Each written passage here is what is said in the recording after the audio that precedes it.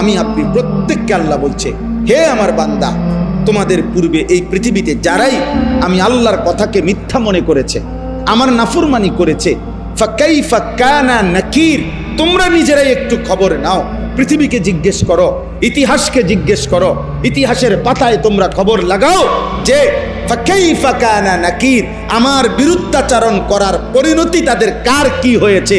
খবর নাগাও, নূহ আলাইহিস সালামের কওম কেন পানিতে ডুবছে, জিজ্ঞেস করো তো কওমে লূত কেন জিন্দা দাফন করে দিছে, জিজ্ঞেস করো ফেরাউনের কি হয়েছিল, জিজ্ঞেস করো নমরুদের কি হয়েছিল, জিজ্ঞেস করো কারুনের কি হয়েছিল, জিজ্ঞেস করো সাদ্দাদের কি হয়েছিল, জিজ্ঞেস করো হামানের কি হয়েছিল, জিজ্ঞেস করো কওমে সামুদের কি হয়েছে, কওমে লূতের কি হয়েছে, কওমে আদের কি হয়েছে, কওমে শুআইবের কি হয়েছে।